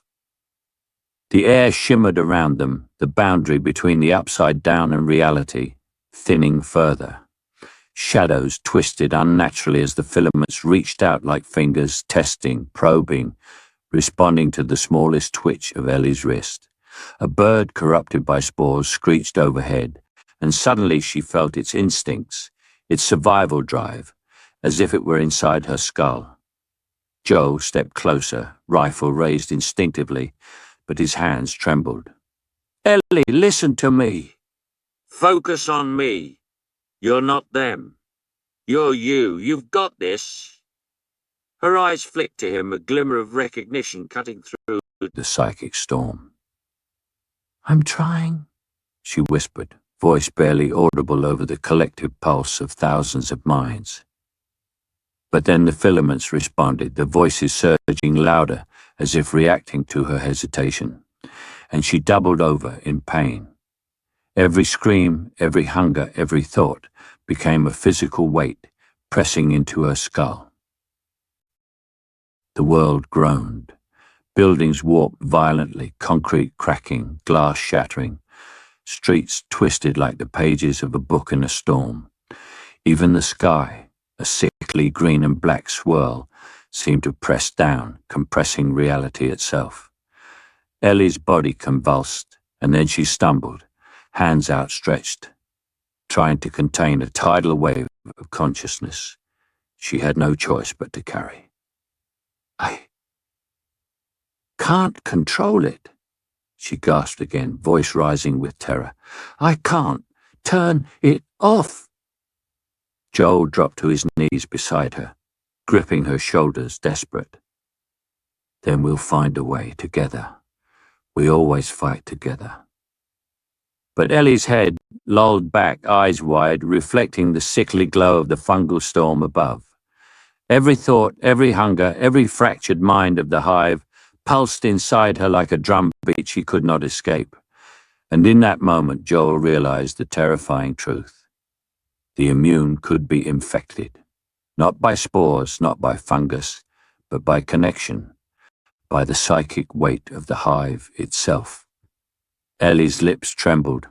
She raised her head, looking at the distorted city around them, at the inverted skies, the warped streets, the pulse of the hive in everything, and she whispered, almost too faint to hear, but terrifyingly resolute. I can't turn it off. The world trembled in response. The hive had a new link, and its influence now coursed through the very mind of the one human who had been humanity's hope. The air was thick with ash and spores, a choking haze that blurred the horizon and made the ruins of Hawkins look like a city caught between two worlds. Joel led the small band of survivors through streets cracked and twisted beyond recognition. The familiar landmarks, the high school, the lab, the town square, were either inverted, swallowed by fungal growth, or twisted into the jagged geometry of the upside down.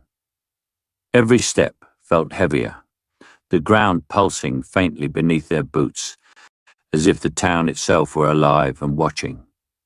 Ellie walked beside him, still trembling from her psychic connection to the hive. Her hands glowed faintly with the residual threads she could neither control nor sever.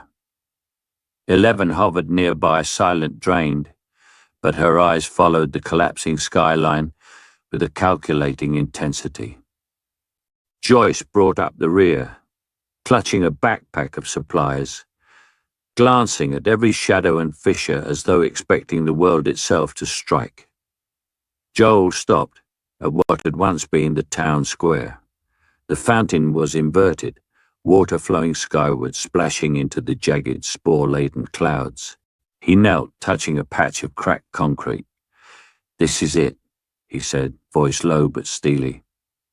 "Right here. We collapse the breach. We cut it off before it spreads further." Ellie swallowed, voice barely audible. I don't know if I can handle it again." Her green eyes flicked toward Joel, pleading, fear and determination mingled in their depths. "The hive, it's in me. I can feel it trying to reach out, spread." Joel nodded, his jaw tight. "Then we'll do it together. One last time. We've come too far to stop now." 11 stepped forward, her fingers brushing the air, testing the threads of the upside down that had bled into Hawkins. Her face twisted with effort, lips quivering as she focused on the unstable barrier. She whispered, almost to herself, "If we fail, it won't just be Hawkins. It'll be everywhere." A low rumble shook the ground, the town trembling under the weight of its own corruption. Trees, inverted and covered in black fungal growth, groaned and splintered. Buildings warped like wet clay, and in the distance, a massive fissure had opened, revealing a yawning void of shadow and spore, the original breach pulsing as though breathing. Joel drew his rifle, checking the chambers, but he didn't raise it. Weapons would be useless here. This was no ordinary fight. This was a battle against reality itself. He motioned for Ellie and 11 to move closer. "Ellie, focus on the hive. Use it to guide us. 11, I need you to hold the breach. Keep it from spreading while we set the explosives." Ellie's lips trembled as the psychic storm in her mind surged. She felt every infected consciousness nearby, every thread of the Mind Flayer's will brushing against her. She staggered but nodded, forcing herself to concentrate. The hive screamed inside her head, disjointed, angry, aware, but she pushed back. "I am the bridge. I am the anomaly. I can guide them." 11 extended her hands towards the breach, energy sparking at her fingertips. The air distorted around her, shimmering, pulling at the survivor's hair and clothes, twisting reality in impossible angles. Every pulse from the upside down seemed to lash at her, but she held firm, her body trembling under the strain. Joel moved through the chaos with grim determination, setting charges along the fissure's edge. Each placement was a risk. One wrong step and the fissure could swallow him, or worse, destabilize the breach entirely. Behind him, Joyce shouted warnings, dodging shards of inverted concrete and spore shards that whipped through the air like jagged knives. "Almost there," Joel muttered, voice tight with exertion. He planted the final charge, stepping back carefully. His eyes flicked to Ellie, who was pale, sweat streaking her face, psychic threads lashing outward, trying to hold the hive at bay. 11's arms shook and the breach pulsed violently, expanding, pushing outward, almost reacting to the survivor's presence, as if the town itself resisted their intervention. Joel pressed the detonator in his hand, heart hammering. "Now, Ellie, hold it steady." The breach pulsed one final time, a wave of energy surging outward. The threads of the hive writhed violently, the ground buckling beneath them. Joel's ears rang as the fissure quivered, then expanded. The breach, unstable and alive, began to grow on its own, tendrils of shadow reaching farther into Hawkins than ever before, black clouds spiraling into the sky. Ellie's psychic scream echoed in Joel's mind. It's not stopping. Her hands glowed brightly, veins of energy lancing outward uncontrollably. It's growing. Faster. Joel's breath hitched. The plan wasn't working. The epicenter, the place they had hoped would contain everything, was becoming a catalyst. Hawkins wasn't just the battlefield anymore.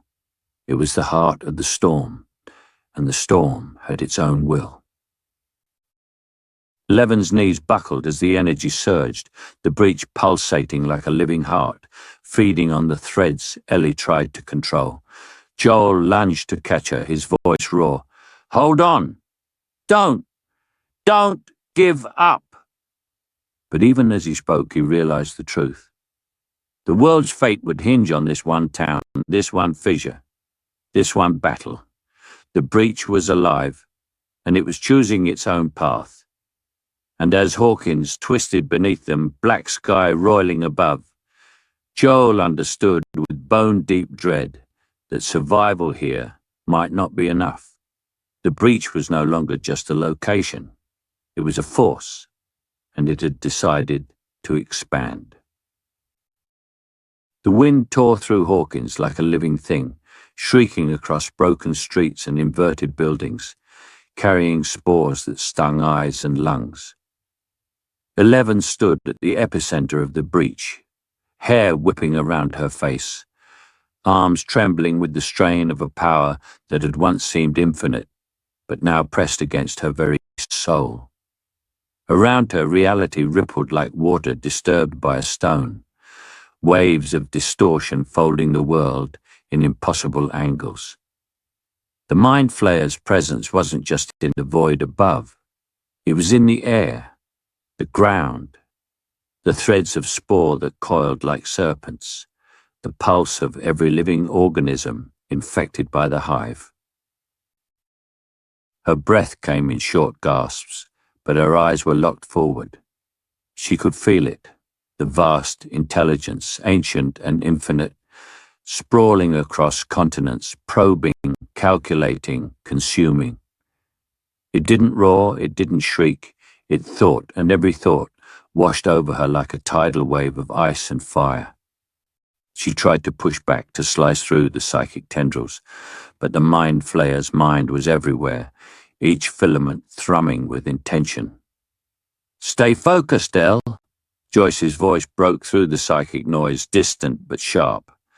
Joel and Ellie were behind her, trying to hold their ground against the chaos erupting around the town. But even they were insignificant in comparison to what she faced. 11's fists clenched. "I'm trying," she whispered, voice shaking, barely audible over the hum of the hive that had spread into the streets, into the sky, into her skull. The ground beneath her buckled, cracked and splintered as the Mind Flayer reached outward, tendrils of darkness lancing at her like needles. She lifted her hands, channeling everything she had, willing herself to push back. Energy crackled across her skin, lighting the air around her with electric blue sparks. The world screamed in response, buildings twisting violently, shadows stretching into impossible shapes, spore clouds forming cyclones overhead. It was no longer just a fight. It was a clash of planetary-scale consciousnesses. 11's mind collided with the Mind Flayer's, and for a moment she glimpsed everything. The rise of Hawkins' lab, the breach in 1986, the Cordyceps spread across continents, the endless horde of infected minds she had once thought manageable. They were all threads in one living organism, and now she was a splinter in its network, trying to tear herself free without tearing the world apart. Her knees buckled, and she fell to the warped pavement, hands clawing at the air, pulling threads of psychic energy into herself, trying to sever them. Her body trembled violently as the Mind Flayer pressed harder, each push a wave of raw alien will. In her vision, She saw entire cities bending, skies collapsing, forests and rivers twisting into shapes that made no sense, all orchestrated by a mind she could barely comprehend. Joel shouted her name, trying to anchor her to herself, to reality. Elle, focus on you, not it. You're 11. You're... But the Mind Flayer didn't just attack. It whispered insidiously in the language of thought. Who are you, little one?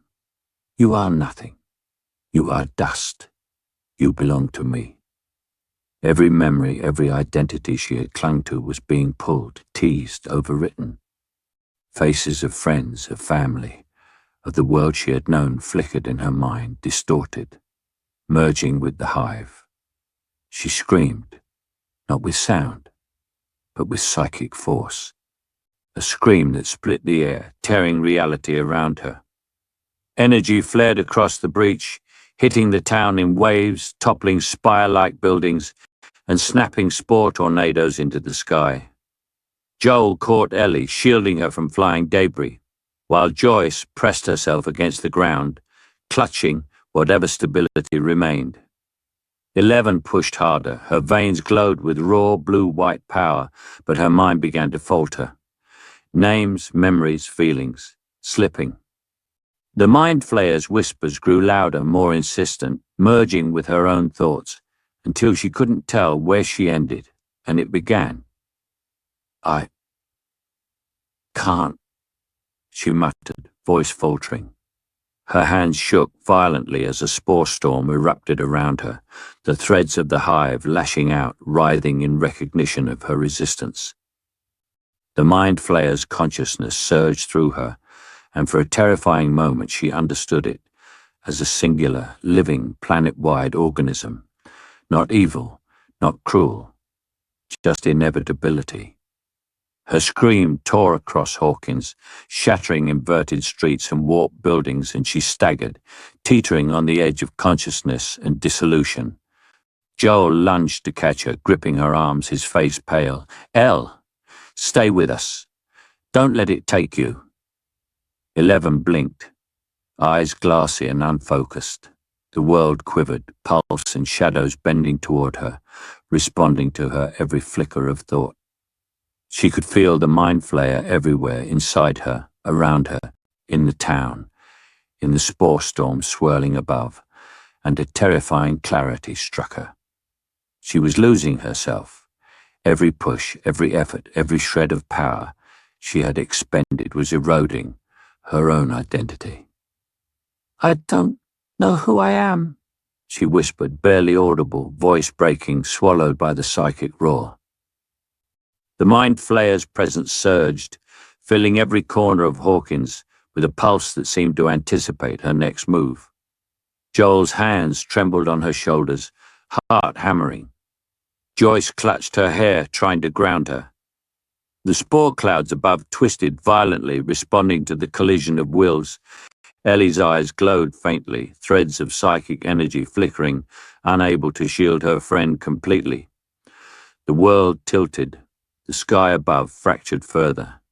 The Mind Flayer's consciousness probed deeper, and 11's last thought before the world and self blurred together was not fear, not hope, but a desperate, lingering question. If I forget who I am, what will become of the world? And as the breach pulsed violently, threatening to consume everything, 11's body trembled, caught between godlike power and extinction itself. The air was heavy with ozone and spore dust, tangling in Joel's hair and stinging his lungs. Hawkins had become unrecognizable. Streets fractured into impossible angles, the sky a churning black and green swirl, and the faint pulse of the breach beneath their feet thrumming like a heartbeat. 11 hovered nearby, energy flickering at her fingertips, but her eyes were distant, caught in the struggle with the Mind Flayer that threatened to erase her sense of self. Ellie stumbled beside Joel, pale and exhausted, the psychic residue of the hive still coiling inside her, threads of energy sparking and writhing uncontrollably. Joel's gaze landed on her, and his chest tightened. Every instinct he had, every loss, every scar, pulled at him with impossible weight. Humanity's future was dangling by a thread. The Mind Flayer could now corrupt the immune, the hive expanding, and the world teetered on the edge of extinction. But in front of him, his daughter in all but name was trembling, fragile, unknowing of the devastation the Nexus could unleash if left unchecked. He tightened his jaw, moving closer to Ellie, catching her hand and squeezing it. "Ellie, I've got you," he whispered. His voice was raw with desperation, a tremor underlined by steel. "We're not letting it take you. Not now, not ever." Ellie looked up at him, eyes wide with exhaustion and confusion. "Joel, the hive. If we don't do something, it's—" "I know," Joel interrupted, voice firm.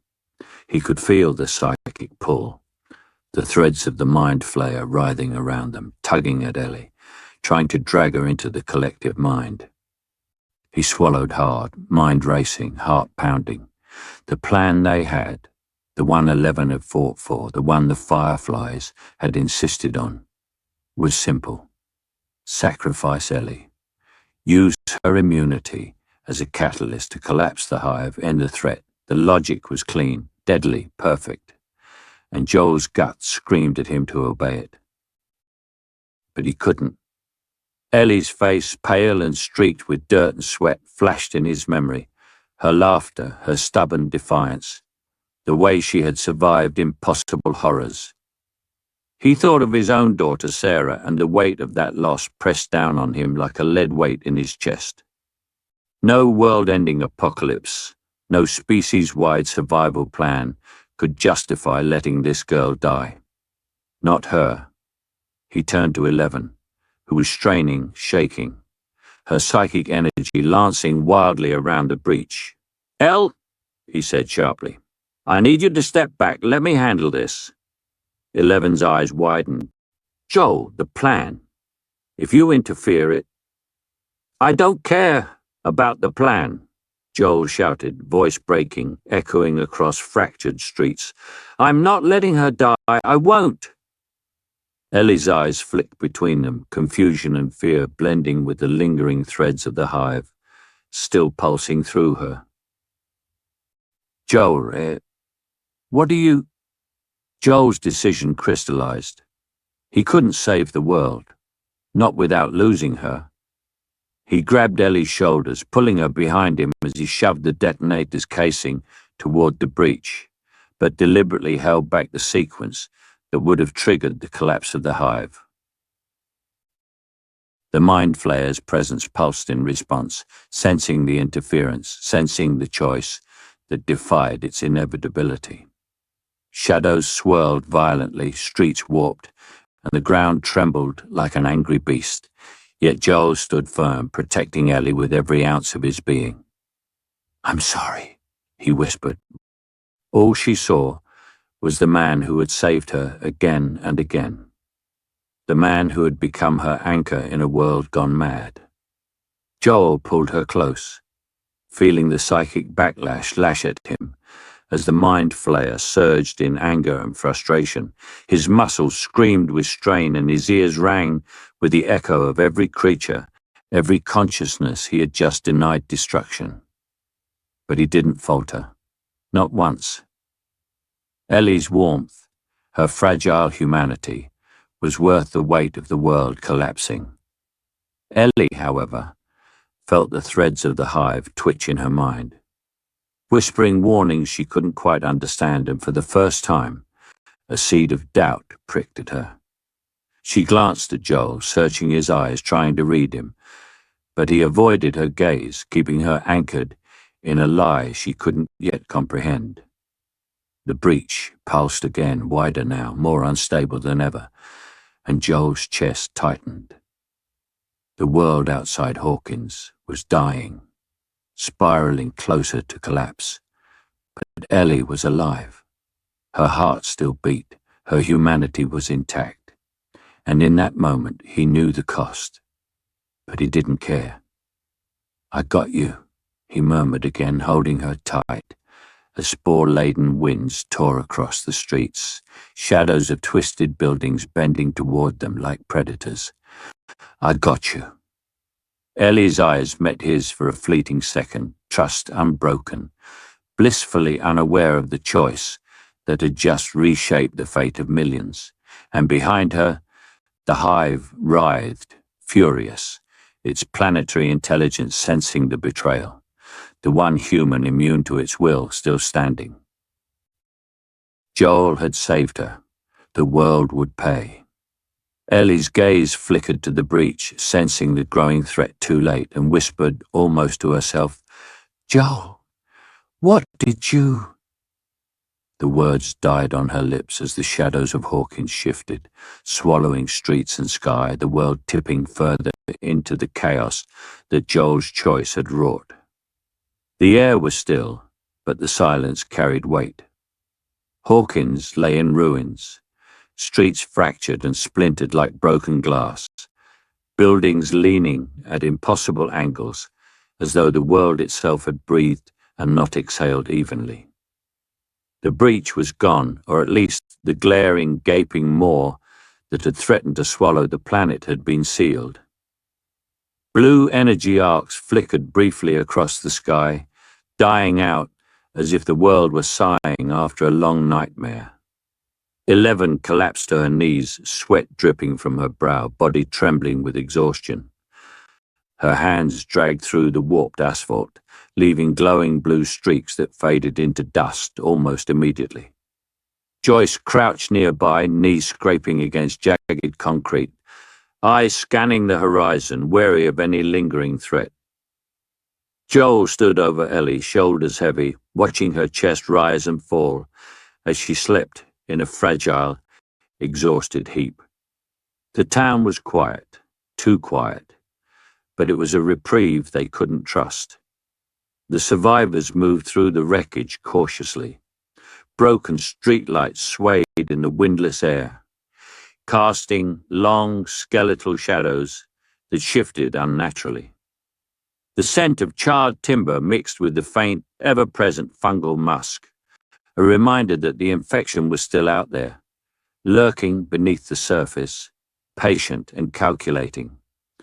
11's voice broke through the silence, soft and raw.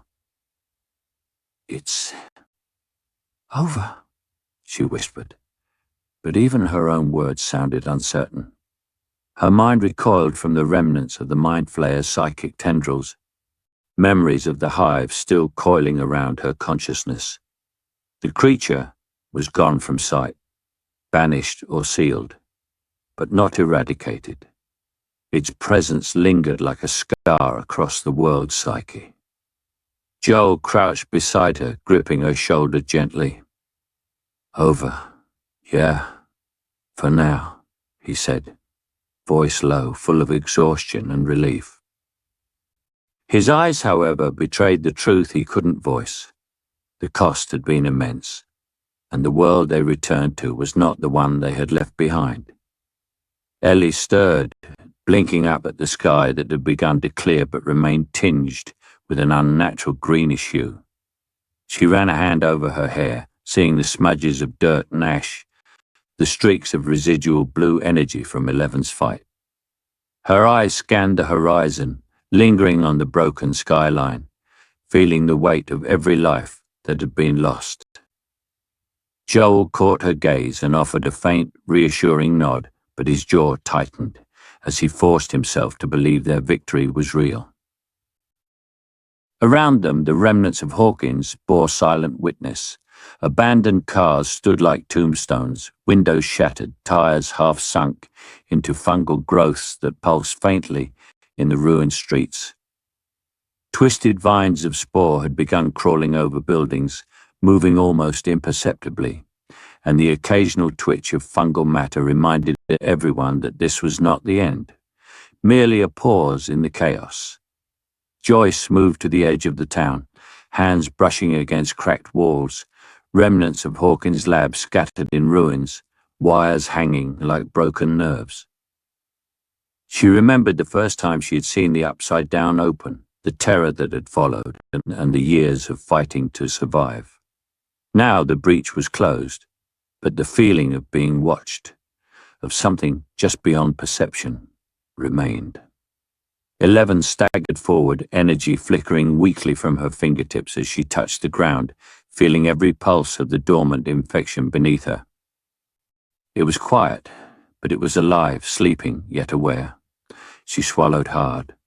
"It's changed," she said, voice barely above a whisper. "It's not gone." Ellie rose slowly, stretching her arms, eyes narrowing. Her immune body seemed untouched physically, but her mind still quivered from the psychic connection she had shared with the hive. She looked at Joel, searching for reassurance, but he only shook his head faintly. "It's still there," he admitted softly. "Dormant. Incomplete. We don't know what comes next." The survivors moved together warily, scanning the ruins for any lingering threats. Every shadow seemed suspicious, every sound a potential warning. And then from the remnants of a burned-out house, a soft, eerie hum drifted on the wind, a melody that felt painfully familiar, like a lullaby from another life. Joel froze, heart hammering. "No!" he muttered. Ellie's eyes widened as she recognized the tune, the same one they had sung long ago in Hawkins, a child's song from before the world had cracked open. From behind a shattered doorway, a small figure emerged, shuffling unnaturally. Its movements were too slow, too deliberate, but its lips moved in time with the melody. The child's face was pale, almost translucent, fungal spores clinging to its hair and skin, yet its eyes, they were hauntingly human. 11 stepped forward, fingers trembling, energy sparking weakly at her fingertips. The Mind Flayer's influence had receded, but this was different. The infection had adapted, changed, learned, and perhaps worse, it remembered Hawkins. Ellie whispered, voice tight with unease. "It's singing." Joel's fists clenched. "And it's learning," he said, voice low but firm, the weight of what he had just preserved pressing down on him. The world had survived, yes, but the infection was patient, incomplete, and watching. The child continued humming, its tune carrying across the broken streets, a small, chilling reminder that Hawkins and the world would never be the same.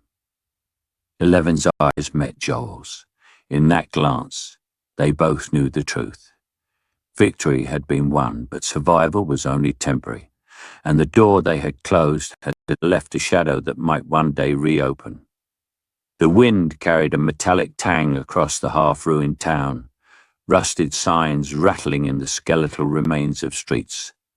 Hawkins had become a memory, pressed against a new reality. A broken world stitched together from ash, fungus, and fragments of people who refused to disappear. Small settlements clung to the edges of shattered highways, communities built from scavenged scrap and whispered cautionary tales.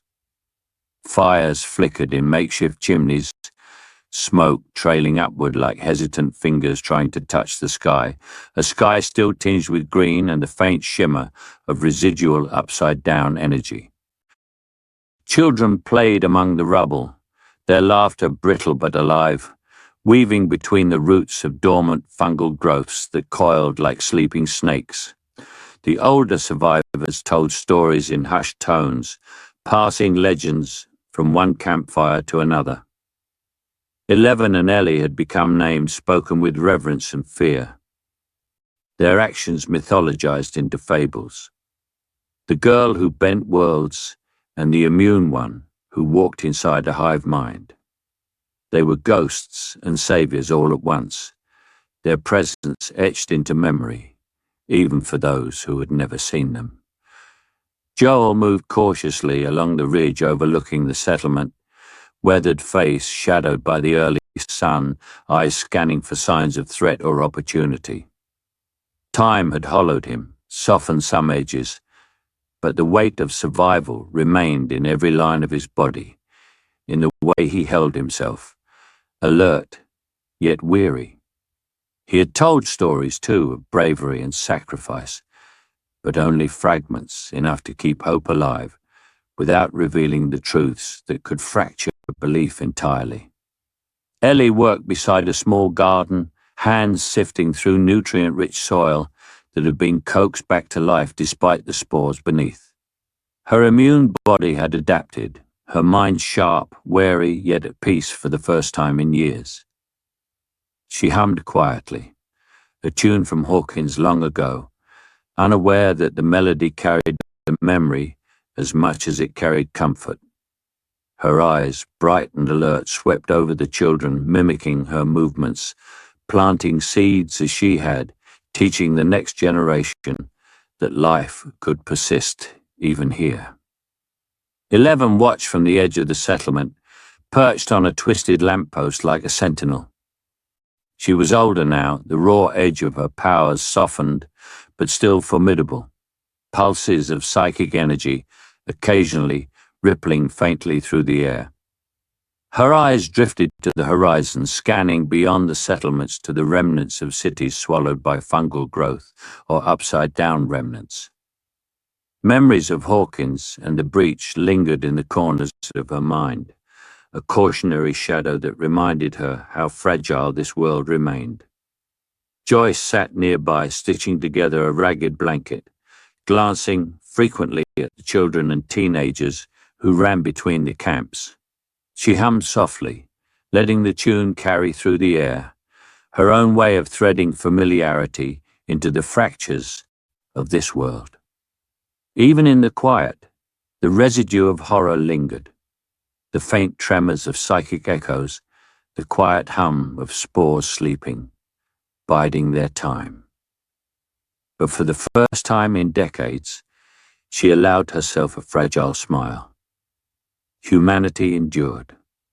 Joel approached Ellie, resting a hand on her shoulder. "You're doing good," he said quietly, eyes scanning the horizon once more. "They'll remember. They'll survive." Ellie smiled faintly, a ghost of weariness softened by purpose. "We just keep going," she said, voice steady, carrying the weight of experience without despair. "That's all we can do." 11's gaze shifted as the wind carried something strange, a crackle, over the static in the old radio set they had scavenged. A voice, a single, unmistakable human voice, cut through the white noise. "Is anyone out there? Repeat. Anyone out there?" She froze, eyes wide. Joel and Ellie turned, instinct coiling in their chests. The voice was faint, distant, but clear. Too human to ignore. It had no origin they could locate. The wind shifted, carrying the faintest trace of spores, and even the children paused, sensing the charge in the air. Ellie swallowed, hand twitching at the radio dial. Who's that?" 11 stepped down from her perch, fingers brushing against the air as if feeling threads of the message itself. "I don't know," she said softly, voice low, cautious. "But someone, somewhere, they're calling." Joel exhaled slowly, jaw tight. The myths, the legends, the fragile hope of this broken world. They had survived everything only to face a new unknown. The world had healed enough to stand, but the story wasn't finished. Somewhere, out there beyond the half-lives of cities and the sleeping spores, a voice reached for them, a reminder that the door they had closed long ago might not stay shut forever. 11. Ellie and Joel exchanged a long look, silent understanding passing between them. Their fight had ended, but the world still whispered threats, still held secrets, and still needed them. Humanity's fragile hope was alive, but so was the shadow that would test it again. The radio crackled once more, faint and insistent, a signal from nowhere, echoing across the half-healed earth. And for the first time, the survivors felt the stirrings of a story that wasn't theirs alone, one that would demand attention, courage and memory of everything they had endured. The horizon burned with muted orange and violet. The remnants of a sun filtered through spore-laden clouds that stretched like veins across the sky. Forests that once were dense and green now stood twisted, branches curling in unnatural angles, fungal growths snaking along the trunks like silent invaders. The wind carried a low hum, an echo of the psychic tremors that had once threatened to unravel the world, and perhaps still did. Ellie stepped forward, boots crunching against the brittle underbrush, each footfall deliberate. She carried nothing but a tattered backpack, its contents simple, a few supplies, a knife, a journal scrawled with half-memories and warnings. Her face was streaked with dust and sweat, her eyes sharper than ever, a mixture of resolve and the weight of survival. The forests were quiet, too quiet, but she had learned that silence was never safe. Somewhere beyond her line of sight, the world still watched, still remembered Hawkins, still remembered her.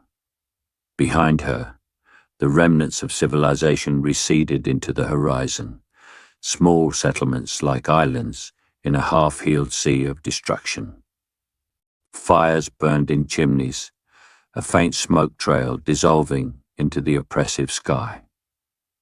Children laughed in bursts, echoing through the ruins, though Ellie's mind could not dwell on joy. Her mind still carried the echoes of the hive, the remnants of 11's psychic pulse, the weight of Joel's choices, the ghosts of Hawkins that had shaped the trajectory of her life. Survival had come at the cost of innocence, of simplicity, of sleep without unease. She paused at the edge of a river, the water flowing sluggishly, tinged with green luminescence, reflecting the twisted sky above. Fungal spores drifted lazily in the current, floating like snow in a dead winter. Ellie bent and touched the water, feeling its chill, letting it run over her fingers. It was calm here, but she knew better than to trust calm. The world was a fragile balance, and any step could tip it into chaos again. A bird, mutated and skeletal, flew overhead, wings scraping the clouds, its cry sharp and alien. Ellie's hand instinctively went to her knife. She had learned to read signs, movement, sound, subtle shifts in air, and even this small creature carried warning. The lessons from Hawkins, from the hive, from the breach, were embedded deep in her reflexes. The fight was not over. It never would be. In the distance, faint flickers of energy pulsed intermittently, remnants of psychic aftershocks. Ellie's pulse quickened. She could feel traces of 11's presence lingering in the land, memories woven into soil, tree, and water. The psychic traces were not dangerous, at least not yet, but they reminded her that the worlds had collided and had never fully separated. She moved forward, steady, breathing in the damp air tinged with spores, listening to the distant murmur of unseen life. Her footsteps were careful, almost reverent, as if the forest itself was a cathedral to events that had reshaped reality. Every tree, every shadow, every flicker in the water reminded her that survival was not a gift. It was a burden carried one step at a time. Ellie stopped briefly, looking back over the jagged horizon. The settlements were small, the people clinging to fragile normalcy, and the fungal growths that crept along the ruins were patient, waiting. She saw the faint glow of a radio signal pulsing from somewhere far away, a reminder that communication had not entirely died, that there were others navigating this fractured reality. Her hand brushed against the journal in her backpack, pages worn and marked with symbols she barely understood but felt in her bones. It was a record, a warning, a testament. She carried more than survival supplies. She carried memory, legacy, and a bridge between two worlds that had collided and scarred each other irreversibly. Ellie took a deep breath and stepped into the thickening woods. Branches clawed at her coat, spores drifted like drifting snowflakes, and the wind whispered through the twisted canopy. She was alone, yet she carried the weight of humanity, of Hawkins, of the hive, of choices made and lives lost. The world behind her was fragile, broken, yet alive.